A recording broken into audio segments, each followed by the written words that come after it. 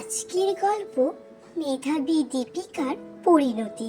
আরো একটি নতুন গল্পে আমার চ্যানেলে স্বাগত। মা, জানো আজকে আমার স্কুলের রেজাল্ট বেরিয়েছে। আমি ক্লাসে A+ পেয়েছি। দিদিমণিরা বলেছে যে আমার রেজাল্ট সব থেকে ভালো হয়েছে। ও মামা, বলছিলাম যে এই গ্রামের পাঠশালায় তো বেশি দিন পড়তে পারবো না। পরীক্ষাটা মিটে গেলেই আমাকে শহরে অন্য জায়গায় ভর্তি হতে হবে। তুমি আমার শহরে একটা ভালো স্কুলে ভর্তি করিয়ে দেবে? আমি আরো পড়াশোনা করতে চাই। হ্যাঁ হ্যাঁ, নিশ্চয়ই দেব। আমার মেয়ে যেটা চায় আমি সেটা নিশ্চয়ই করব।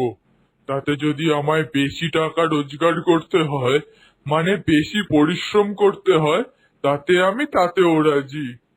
তুই পড়ালেখা করবি, এই গ্রামের মুখ উজ্জ্বল করবি, এটাই তো আমার স্বপ্ন। পড়াশোনা করে কি হবেটা শুনি? সেই তো আজ বাদে কাল একদিন না একদিন বিয়ে করে শ্বশুর বাড়ি গিয়ে সংসারই সামলাতে হবে। তুই তো সংসারের কাজ কিছুই জানিস না।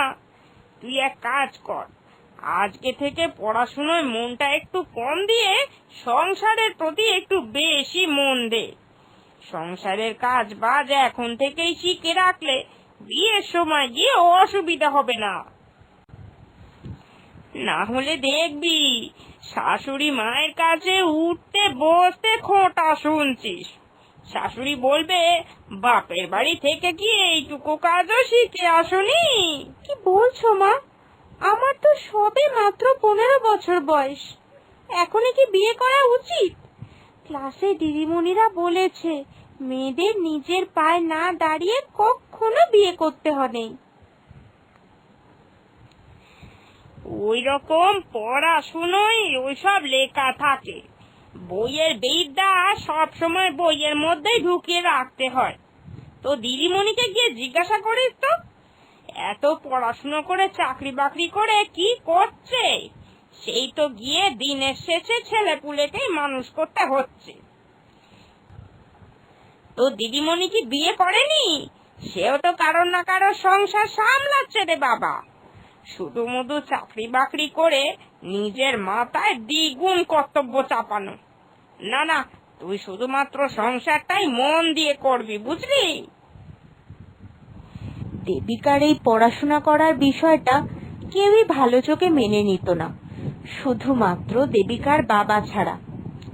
দেবিকার বাবা সব বিষয় তার মেয়েকে সাপোর্ট করত, কিন্তু তার বাড়ির অন্যান্য সদস্যরা মনে করত যে মেয়ে হয়ে জন্ম নিয়েছে যখন, তখন এই সমস্ত পড়াশোনা করা শুধুমাত্র বিলাসিতা আর সময় নষ্ট।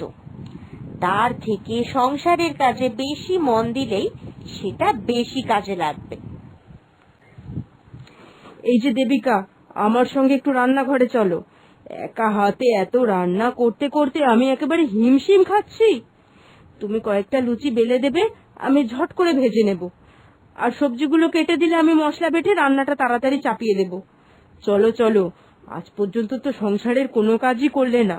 সংসারের কাজ বাজ এইভাবেই একটুখানি শিখে রাখবে। কিন্তু বৌদি, আমি তো এখন স্কুলে যাচ্ছি।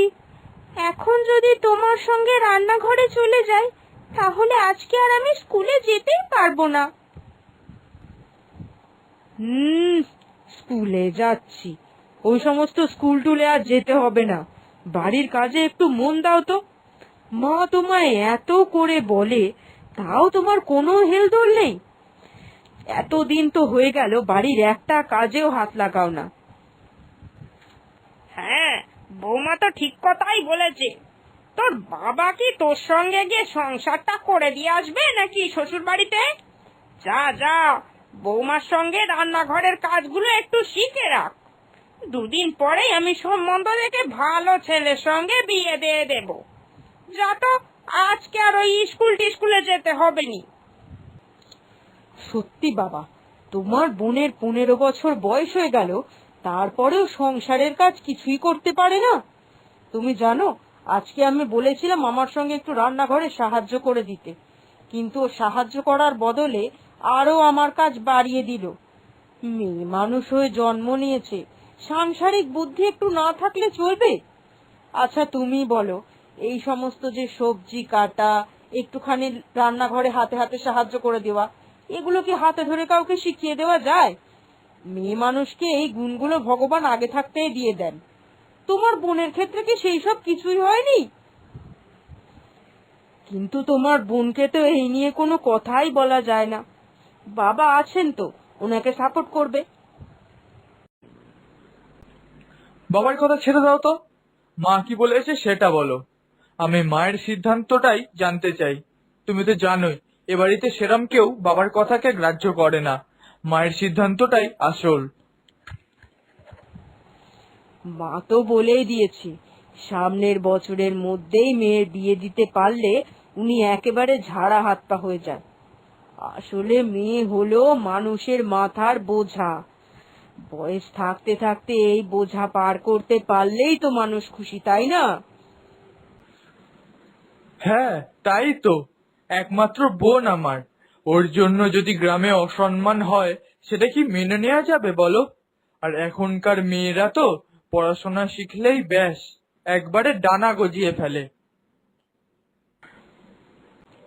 ও তো বলছে শহরে গিয়ে পড়াশোনা করতে চায়, কিন্তু পড়াশোনা করতে করতে ও যদি কারোর সাথে সম্পর্ক করে সেখানেই বিয়ে শাদী করে নেয়, তখন তো গ্রামের লোক কথা শোনাবেই। বলবে সেই তো বড়াই করে মেয়েকে শহরে পাঠালো পড়াশোনা করতে, আর সেই তো মুখ কালি করে গ্রামে ফিরলো। না না না, এত অসম্মান আমরা হতে পারবো না। ছাপোষা মানুষ আমরা, বোনকে একটা সুপুত্রের হাতে তুলে দিতে পারলেই আমি খুশি। না না, তুমি বরং ওকে ঘরের কাজবাজ শেখাও। বিয়ের পর সেই শ্বশুর বাড়ি থেকে কথা শোনাবে, সেই কথা শুনতে আমি মোটেও রাজি নই।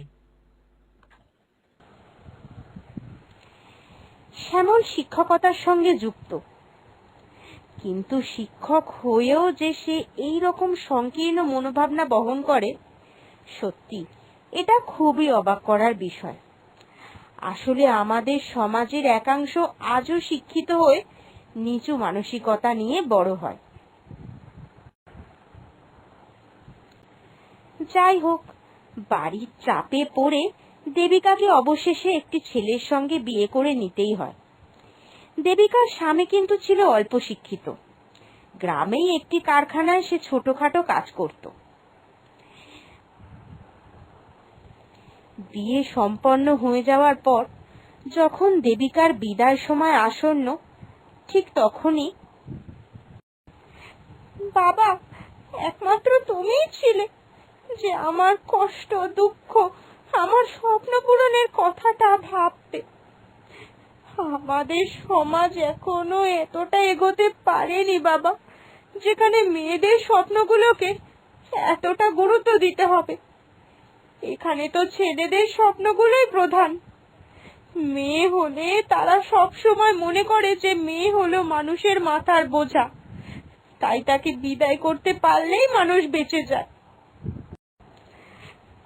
তাই হয়তো সমাজ ছেলেদের স্বপ্নের দাম দিতে দিতে মেয়েদের স্বপ্নগুলোকে ঘুরে দেখা ভুলেই গেছে।